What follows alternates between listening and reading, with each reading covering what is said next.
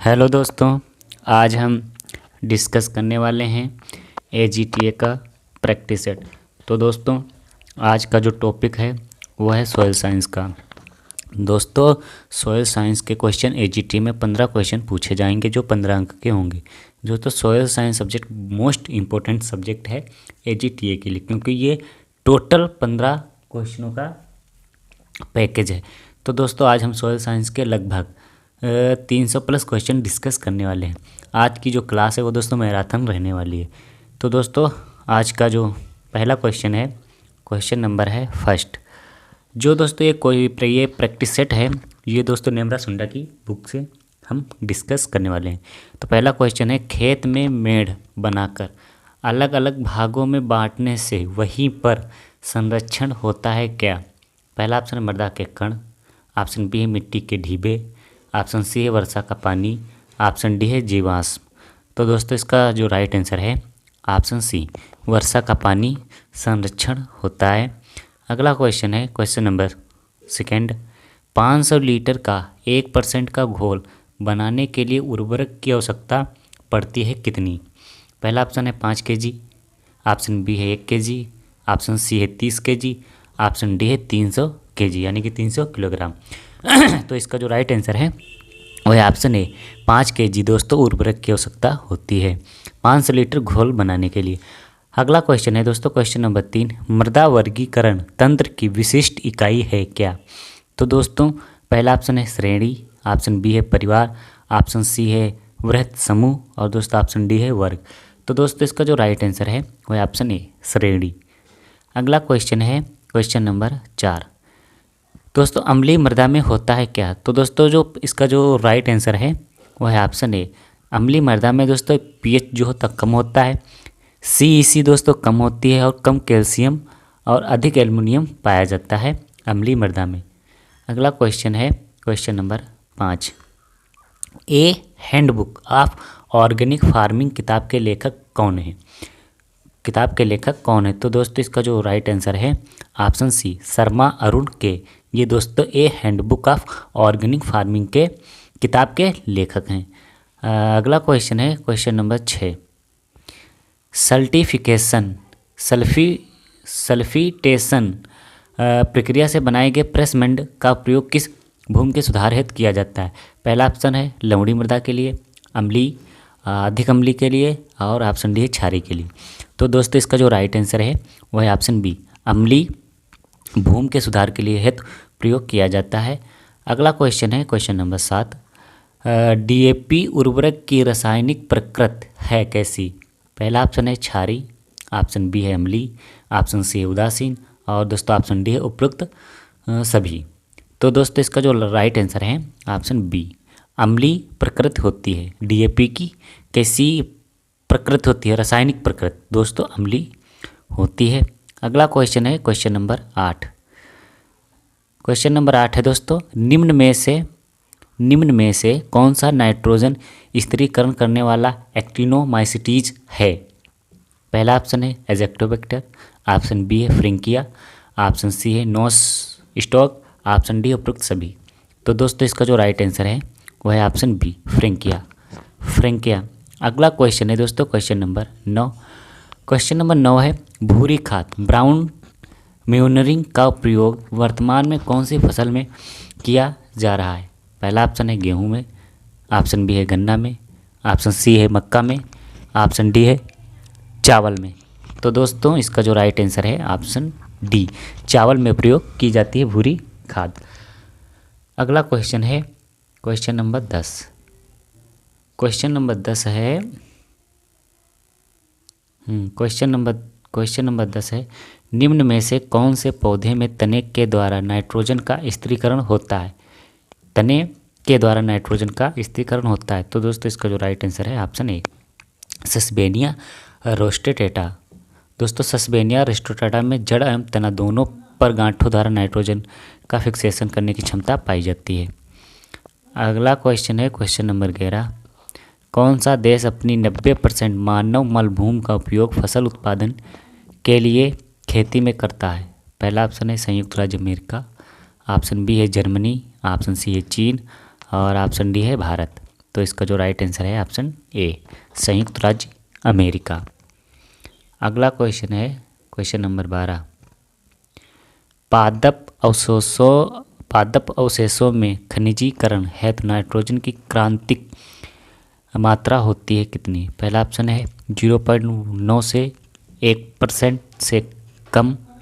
Option B है 1.7 से 1.8 से कम। और ऑप्शन सी है 1.7 से 1.8 से अधिक।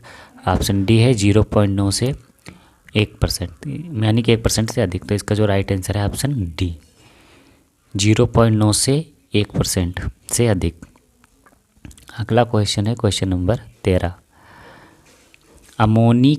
अमोनिकल उर्वरकों को किस जोन में स्थापित करने से नाइट्रोजन का ह्रास से बचाया जा सकता है?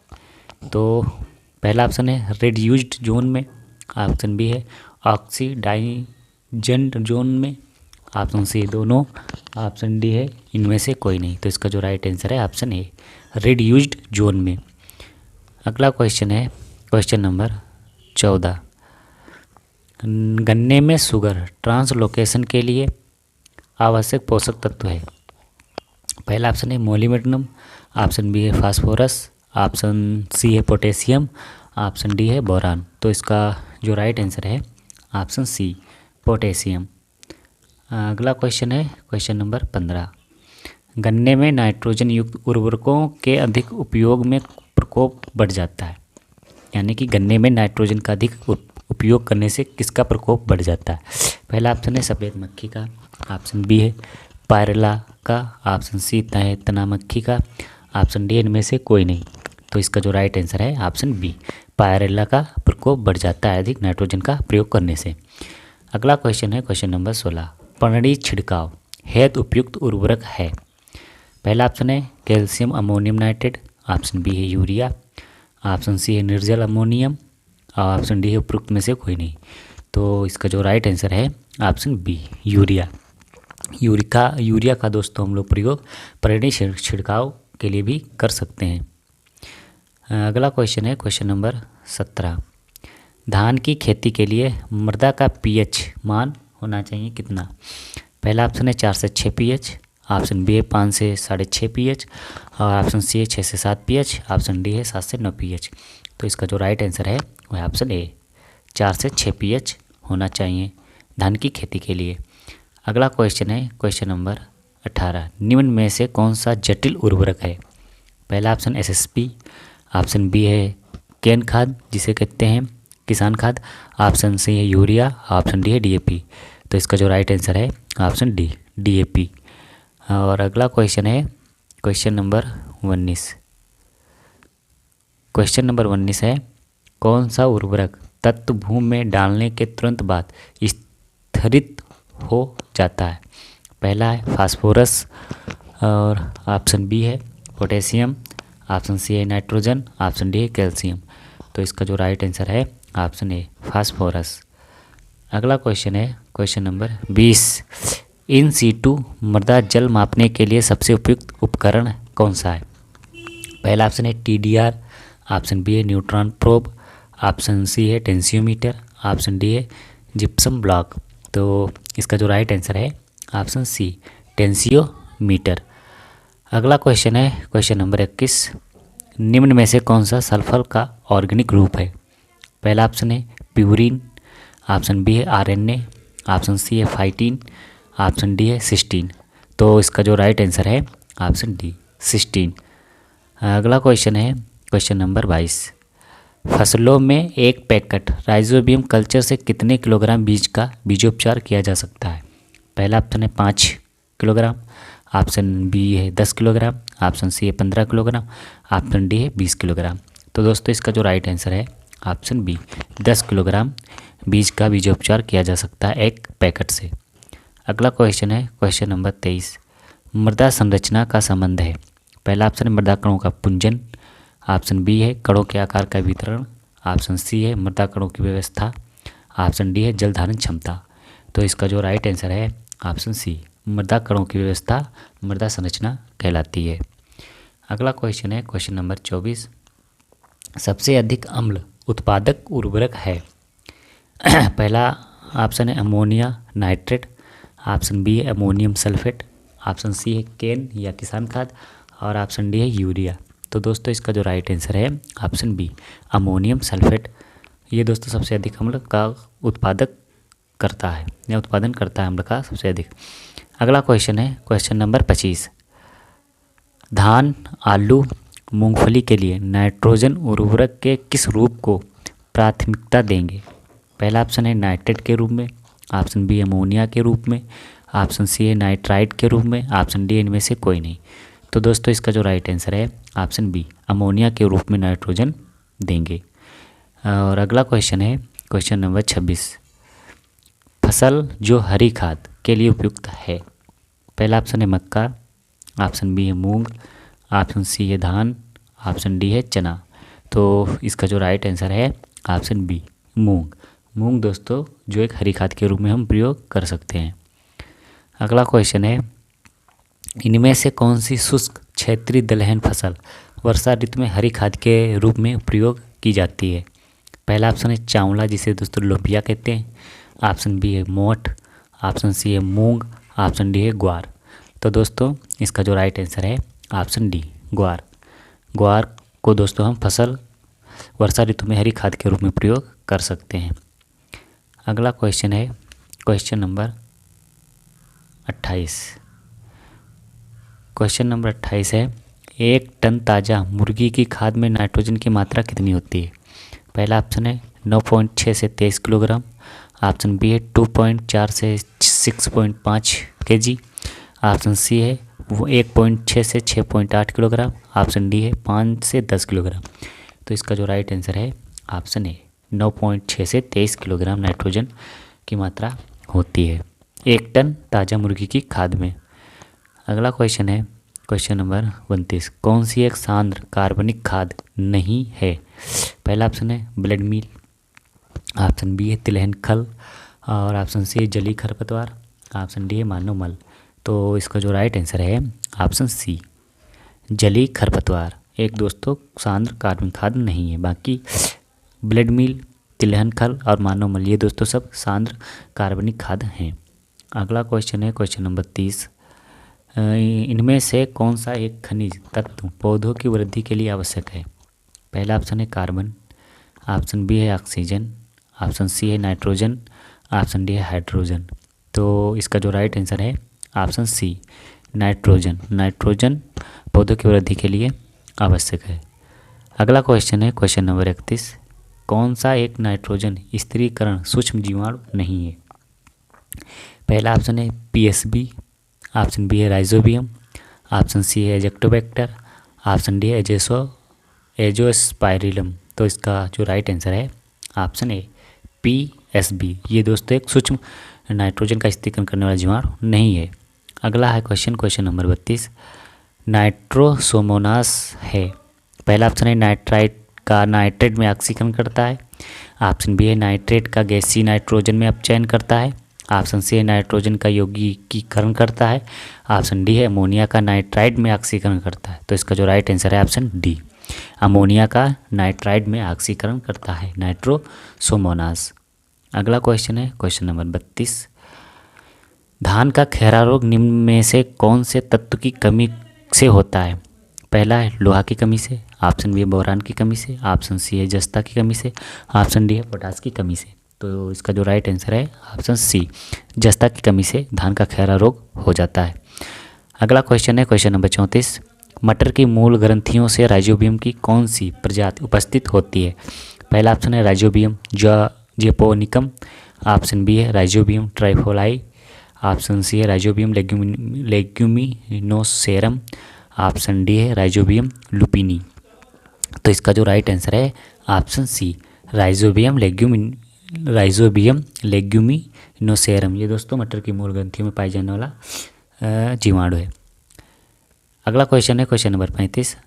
राइजोबियम पृथक्करण के लिए निम्न रंग की ग्रंथियाँ ली जाती हैं। किस रंग की ग्रंथियाँ ली जाती हैं? पहला है गुलाबी, ऑप्शन बी है हरी, ऑप्शन सी है भूरी, ऑप्शन डी है सफ़ेद भूरी। तो इसका जो राइट आंसर है ऑप्शन ए गुलाबी रंग की ग्रंथियाँ ली जाती हैं। अगला क्वेश्चन है क्वेश्चन नंबर 36। माइकोराजा उच्च कोटि पादपों की जड़ों में निम्न सूक्ष्म जीवाणु के सहजीवन से बनते हैं क्या? तो पहला ऑप्शन है एलगी, ऑप्शन बी है बैक्टीरिया, ऑप्शन सी है फंजाई और ऑप्शन डी है एक्टिनोमाइसिटीज। तो दोस्तों इसका जो राइट आंसर है ऑप्शन सी फंजाई। फंजाई। अगला क्वेश्चन है क्वेश्चन नंबर 37। नाइट्रोजन खनिजीकरण की विपरीत क्रिया है। पहला ऑप्शन है अमोनीकरण, ऑप्शन बी है नाइट्रीकरण, ऑप्शन सी है विनाइट्रीकरण, ऑप्शन डी उपरोक्त में से कोई नहीं।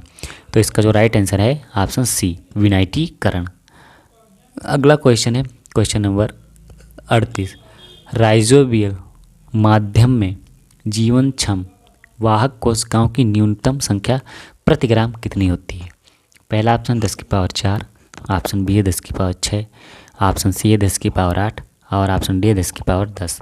तो इसका जो राइट आंसर है ऑप्शन सी 10⁸। अगला क्वेश्चन है क्वेश्चन नंबर 39।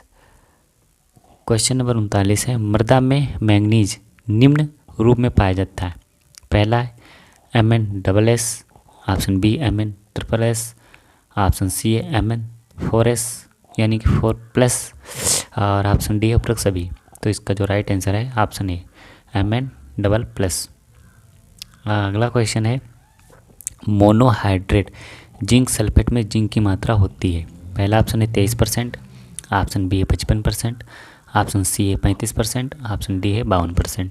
तो इसका जो राइट आंसर है ऑप्शन सी 35% जिंक की मात्रा होती है सल्फेट में। अगला क्वेश्चन है क्वेश्चन नंबर 41। मृदा में फास्फोरस की उपलब्धता के लिए सबसे उपयुक्त पीएच है। पहला ऑप्शन है 5 से 6 पीएच, ऑप्शन बी है 6 से 7 पीएच, ऑप्शन सी है 7 से 8 पीएच और ऑप्शन डी है 6 से 8 पीएच। तो इसका जो राइट आंसर है ऑप्शन बी 6 से 7 पीएच उपयुक्त होती है। अगला क्वेश्चन है क्वेश्चन नंबर 42। मृदा में कैल्शियम निम्न द्वारा दिया जाता है, किसके द्वारा?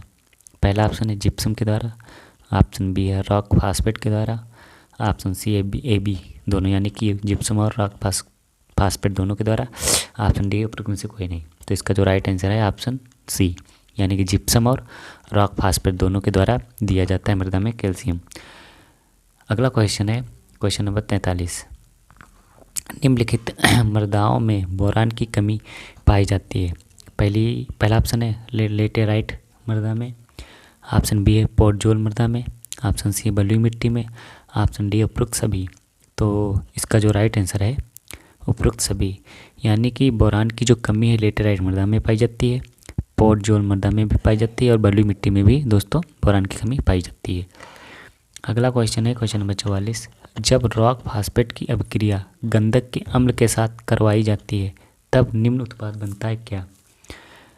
तो पहला ऑप्शन है फास्फो जिप्सम, ऑप्शन बी है फास्फोरिक अम्ल, ऑप्शन सी है phosphorus, option D A B दोनों। तो इसका जो राइट आंसर है ऑप्शन डी ए बी दोनों यानी कि फास्फोजिप्सम और फास्फोरिक अम्ल बनता है। अगला क्वेश्चन है क्वेश्चन नंबर 45।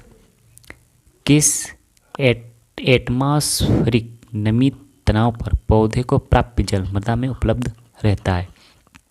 पहला ऑप्शन है 0.3 से 15 बार पर, ऑप्शन बी है 15 से 31 बार पर, ऑप्शन सी है 0.1 से 0.3 बार पर, ऑप्शन डी उपरोक्त में से कोई नहीं।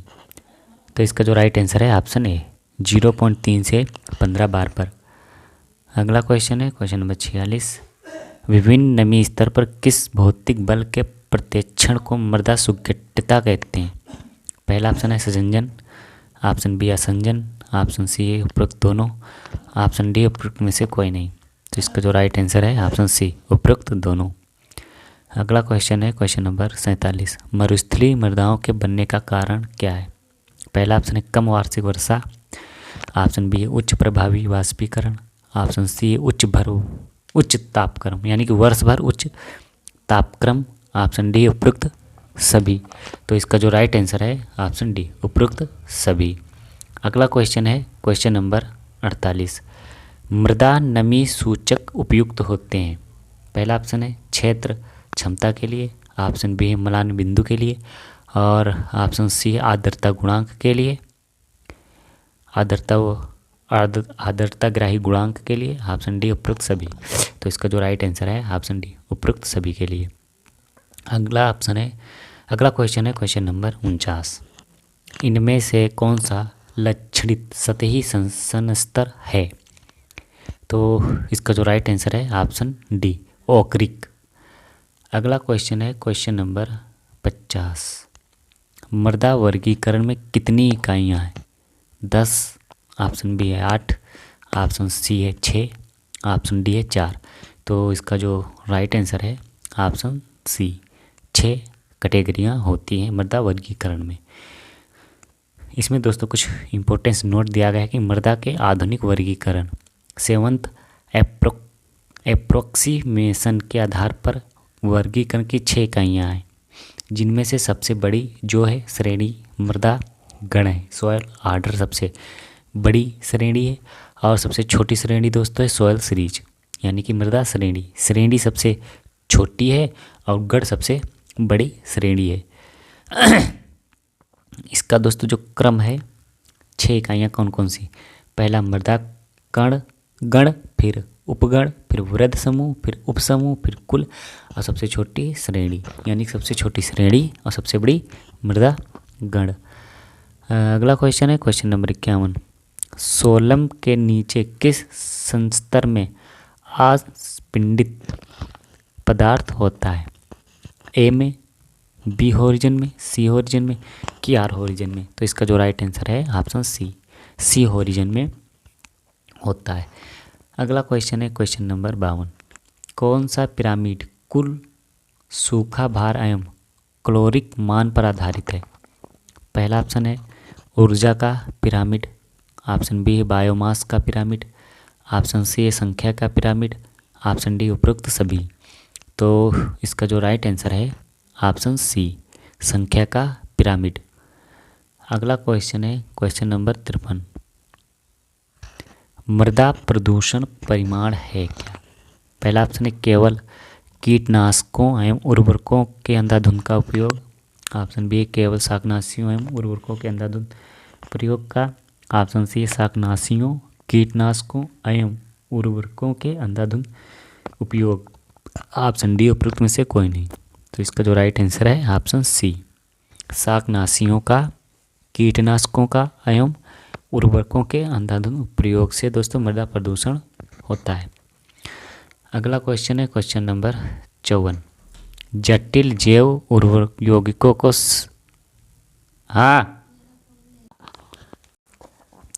अगला क्वेश्चन है क्वेश्चन नंबर 54। क्वेश्चन नंबर 54 है जटिल जैव यौगिकों को सरल अजैविक यौगिकों में परिवर्तन को कहा जाता है क्या? पहला ऑप्शन है नाइट्रीकरण, ऑप्शन बी है विलयीकरण, ऑप्शन सी है प्रोटीन अपघटन, ऑप्शन डी है खनिजीकरण। तो दोस्तों इसका जो राइट आंसर है ऑप्शन डी खनिजीकरण कहलाता है। अगला क्वेश्चन है क्वेश्चन नंबर 55। मृदा परिस्थिति में साइनोबैक्टीरिया के वितरण को सीमित करती है क्या? पहला है ऑप्शन ऑक्सीजन की उपलब्धता, ऑप्शन बी है प्रकाश की उपलब्धता, ऑप्शन सी है लिग्निन की उपलब्धता, ऑप्शन डी है वृद्धि कारकों की उपलब्धता। तो इसका जो राइट आंसर है ऑप्शन बी प्रकाश की उपलब्धता। अगला क्वेश्चन है क्वेश्चन नंबर 56। जीनस बेसिलस का कौन सा अभिलक्षण उससे मिट्टी में जीवित रहने की क्षमता प्रदान करता है?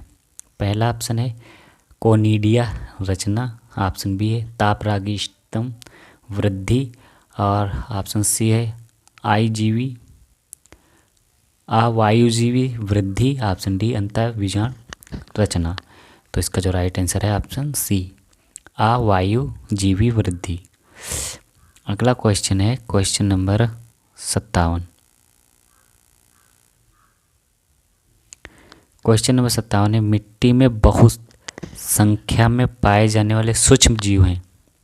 पहला ऑप्शन विषाणु, ऑप्शन बी है जीवाणु, ऑप्शन सी है कवक, ऑप्शन डी है प्रोटोजोआ। तो इसका जो राइट आंसर है ऑप्शन बी जीवाणु मिट्टी में बहुत ही संख्या में सूक्ष्म जीव हैं। यानी कि अधिक मात्रा में पाए जाने वाले सूक्ष्म जीव हैं। अगला क्वेश्चन है क्वेश्चन नंबर 58। किस जीव समूह को अम्लीय मिट्टी के लिए पसंद किया जाएगा? पहला ऑप्शन है कवक को, ऑप्शन बी है प्रोटोजोआ को, ऑप्शन सी है जीवाणु को, ऑप्शन डी है शैवाल को। तो इसका जो राइट आंसर है ऑप्शन ए, कवक को अम्लीय मिट्टी के लिए पसंद किया जाएगा। अगला क्वेश्चन है क्वेश्चन नंबर 59। मृदा सूक्ष्म जीव विज्ञान के पितामह हैं। पहला ऑप्शन है लिबिक, ऑप्शन बी है विनोग्रेडस्की, ऑप्शन बी विंजेरिक, ऑप्शन डी लिपमैन। तो इसका जो राइट आंसर है ऑप्शन बी, विनोग्रेडस्की को दोस्तों मृदा सूक्ष्म जीव विज्ञान का पितामह कहा जाता है।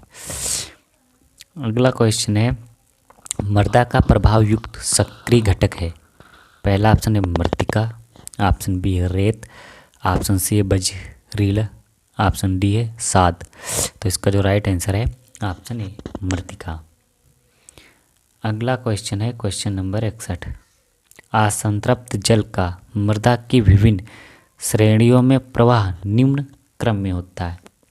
पहला है मृत्तिका, दोमट, रेत, ऑप्शन बी है मृत्तिका, दोमट, रेत। तो इसका जो राइट आंसर है ऑप्शन बी। अगला क्वेश्चन है क्वेश्चन नंबर 62। बोरान अधिक्य के जहरीले लक्षण होते हैं। पहला ऑप्शन है पत्तियों का बैंगनी रंग होना और सीमाओं का जलना, ऑप्शन बी है पत्तियों का बैंगनी होना और उनका शीर्ष का जलना, ऑप्शन सी है पत्तियों का पीला और छोटी छोटी होना, ऑप्शन डी है पत्तियों पर सफ़ेद धब्बे होना और जड़ गलन। तो इसका जो राइट आंसर है ऑप्शन बी, पत्तियों का बैंगनी होना और उनका शीर्ष का जल जाना। अगला क्वेश्चन है क्वेश्चन नंबर 63। मृदा के नियंत्रित स्तंभ में जल के अंतःस्रवण एवं निक्षालन के मापने के यंत्र को कहा जाता है क्या? तो इसका जो राइट आंसर है ऑप्शन सी, लाइसीमीटर कहते हैं। अगला क्वेश्चन है क्वेश्चन नंबर 64। मृदा में तत्वीय गंधक एलिमेंट सल्फर का ऑक्सीकरण किया जाता है। पहला ऑप्शन है नाइट्रोसोमोनास द्वारा, ऑप्शन बी है नाइट्रोबैक्टर द्वारा, ऑप्शन सी है थायोबैसिलस द्वारा, ऑप्शन डी है शुद्ध रूप से रासायनिक प्रक्रिया द्वारा।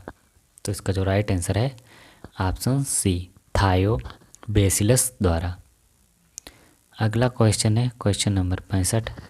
आणविक नाइट्रोजन के अमोनिया में परिवर्तन के लिए जिम्मेदार एंजाइम है। पहला ऑप्शन है एमिनेज, ऑप्शन बी है नाइट्रोजीनेज, ऑप्शन सी हाइड्रोजीनेज, ऑप्शन डी है न्यूक्लियेज। तो इसका जो राइट आंसर है ऑप्शन बी, नाइट्रोजीनेज। अगला क्वेश्चन है क्वेश्चन नंबर 66। राइजोबियम पृथक्करण के लिए निम्न रंग की ग्रंथियाँ ली जाती हैं। पहला है गुलाबी रंग की, ऑप्शन बी है हरी रंग की, ऑप्शन सी है भूरी रंग की, ऑप्शन डी है सफ़ेद भूरी रंग की। तो इसका जो राइट आंसर है ऑप्शन ए, गुलाबी रंग की ग्रंथियाँ ली जाती हैं। अगला क्वेश्चन है क्वेश्चन नंबर 67। ऑक्सीजन की अनुपस्थिति में वृद्धि करने वाले सूक्ष्म जीव कौन से हैं? तो इसका जो राइट आंसर है ऑप्शन बी, वायुजीवी। अगला क्वेश्चन है नीलहरित शैवाल का विशिष्ट रंजक है। पहला ऑप्शन है क्लोरोफिल, ऑप्शन बी है जेंथोफिल, ऑप्शन सी है बेनाटीन, ऑप्शन डी है फाइकोसाइनिन। तो इसका जो राइट आंसर है ऑप्शन ए, क्लोरोफिल नील हरित शैवाल का एक विशिष्ट रंजक है। अगला क्वेश्चन है बोरान अल्पता यानी कि बोरान डिफिशियंसी दर्शाने वाला सूचक पौधा है। पहला ऑप्शन है पत्ता गोभी, ऑप्शन बी है जई, ऑप्शन सी है सूरजमुखी, ऑप्शन डी है आलू। तो इसका जो राइट आंसर है ऑप्शन सी, सूरजमुखी। अगला क्वेश्चन है क्वेश्चन नंबर 70। कम पारगम्यता वाले मृदा पदार्थों में होती है क्या? अधिक क्ले, ऑप्शन बी है कम रंध्रावकाश, ऑप्शन सी है खराब मृदा संरचना, ऑप्शन डी है उपरोक्त सभी। तो इसका जो राइट आंसर है ऑप्शन डी, उपरोक्त सभी। अगला क्वेश्चन है क्वेश्चन नंबर 71। पौधों को अधिकतम नमी उपलब्ध होती है। पहला ऑप्शन है मृदा जल धारिता से, ऑप्शन बी है मुरझान बिंदु से, ऑप्शन सी है आर्द्रता ग्राही गुणांक से, ऑप्शन डी है संतृप्त पर। तो इसका जो राइट आंसर है ऑप्शन ए, मृदा जल धारिता पर दोस्तों पौधों को अधिक नमी उपलब्ध होती है। अगला क्वेश्चन है क्वेश्चन नंबर 72। पौधों की कलिकाओं पर सर्वप्रथम किस पोषक तत्व की कमी के लक्षण परिलक्षित होते हैं? पहला ऑप्शन है गंधक के, ऑप्शन बी है कैल्शियम के, ऑप्शन सी है मैग्नीशियम के, ऑप्शन डी है नाइट्रोजन के। तो इसका जो राइट आंसर है ऑप्शन बी, कैल्शियम। कैल्शियम पोषक तत्व की कमी के लक्षण पौधों की कलिकाओं पर सर्वप्रथम दिखाई देते हैं। अगला क्वेश्चन है क्वेश्चन नंबर 73। चूना युक्त मृदाओं में चूना आधारित हरितहीनता किस तत्व की कमी के कारण होती है? पहला ऑप्शन है फास्फोरस की कमी के कारण, ऑप्शन बी है गंधक, ऑप्शन सी है लोहा, ऑप्शन डी है मॉलिब्डेनम। तो इसका जो राइट आंसर है ऑप्शन सी, लोहा तत्व की कमी के कारण होती है दोस्तों। अगला क्वेश्चन है क्वेश्चन नंबर 74। पोटेशियम का अधिक प्रभावी रूप में उपयोग हो सकता है यदि उसे डाला जाए। पहला ऑप्शन है बुवाई के पूर्व या रोपाई के समय, ऑप्शन बी है पौधों के समीप, ऑप्शन सी है छिड़काव द्वारा, ऑप्शन डी है टुकड़ों में। तो इसका जो राइट आंसर है ऑप्शन ए, बुवाई के पूर्व या रोपाई के समय डालें तो दोस्तों पोटेशियम का अधिक प्रभाव देखने को मिलता है। अगला क्वेश्चन है क्वेश्चन नंबर 75। रंध्रों का खुलना किसके द्वारा नियंत्रित होता है? पहला ऑप्शन है कैल्शियम के द्वारा, ऑप्शन बी है पोटेशियम के द्वारा, ऑप्शन सी है बोरान के द्वारा, ऑप्शन डी है लोहा के द्वारा। तो इसका जो राइट आंसर है ऑप्शन बी, पोटेशियम के द्वारा रंध्रों का खुलना नियंत्रित होता है। अगला क्वेश्चन है क्वेश्चन नंबर 76। निम्न में से कौन सा तत्व क्लोरोफिल का भाग है?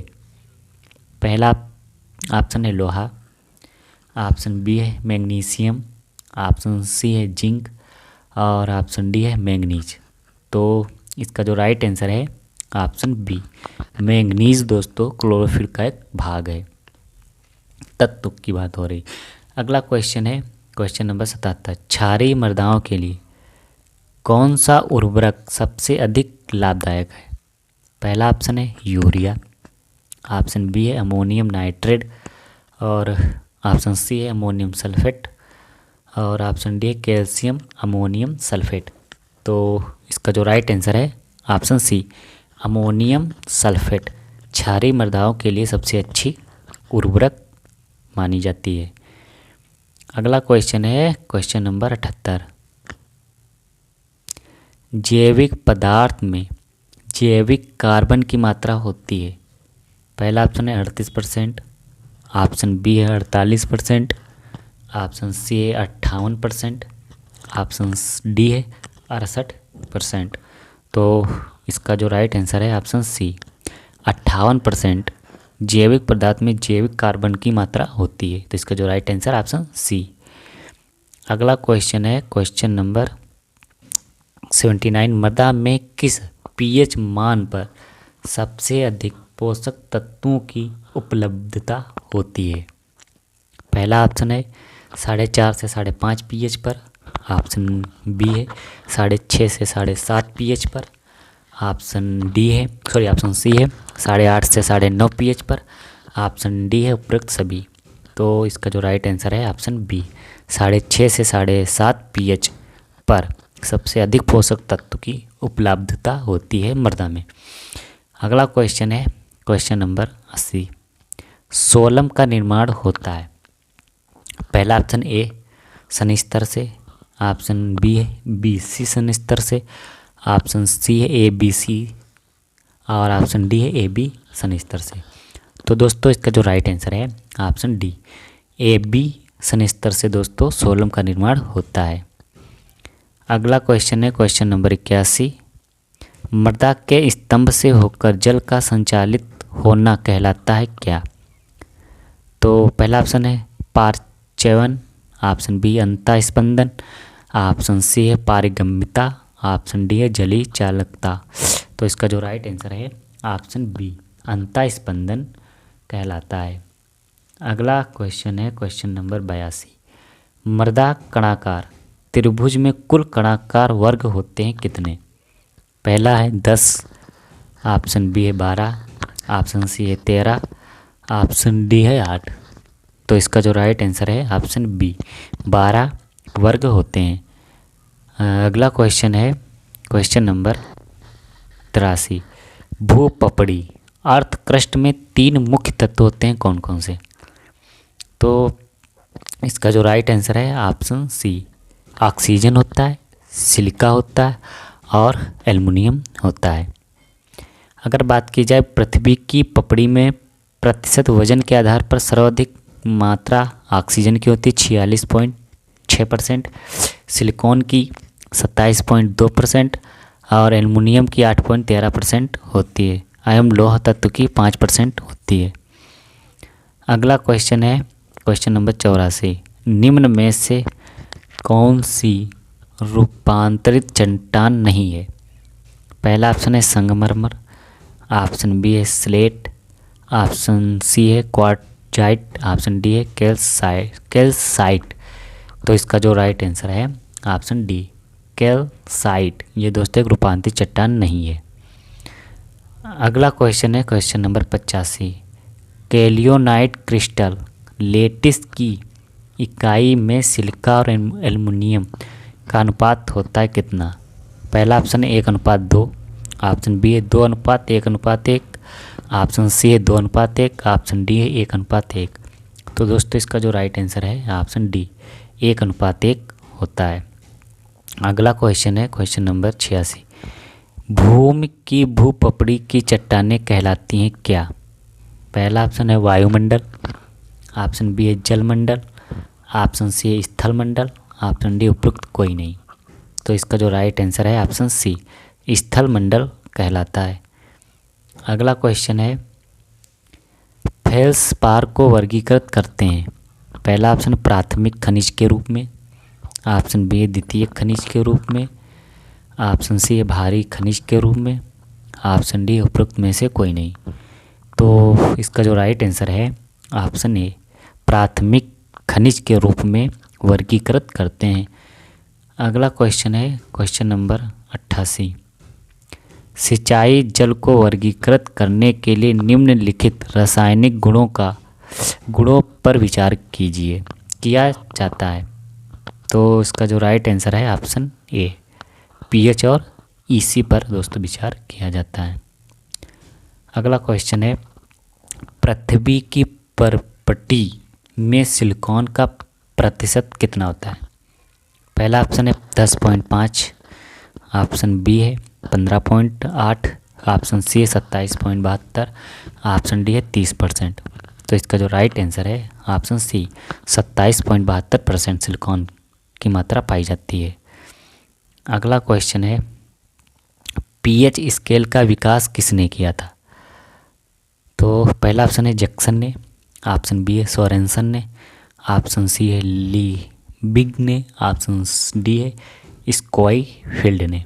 तो इसका जो राइट आंसर है ऑप्शन बी सोरेनसन ने विकास किया था पीएच स्केल का। अगला क्वेश्चन है मृदा में पीएच ज्ञात करने के लिए मृदा व जल का अनुपात कितना लेते हैं? पहला 1:1, ऑप्शन बी है 1:2, ऑप्शन सी है 2:1, ऑप्शन डी है 2:3। तो इसका जो राइट आंसर है ऑप्शन बी 1:2 मृदा और जल का अनुपात रखा जाता है। अगला क्वेश्चन है क्वेश्चन नंबर 92। लवणी मृदाओं के सुधार में आवश्यकता होती है किसकी? पहला ऑप्शन है चूना पत्थर की, ऑप्शन बी है पायराइट की, ऑप्शन सी है जिप्सम की, ऑप्शन डी उपरोक्त में से कोई नहीं। तो इसका जो राइट आंसर है ऑप्शन डी, इनमें से कोई नहीं। दोस्तों अम्लीय मृदाओं को सुधारने के लिए चूना पत्थर, डोलोमाइट, रॉक फास्फेट, धातुमल एवं फ्रेश मड को काम में लेते हैं, जबकि क्षारीय मृदाओं को हरी खाद उगाकर जिप्सम का प्रयोग करके आयरन, पायराइट व प्रेसमेंट का प्रयोग कर सुधारा जा सकता है।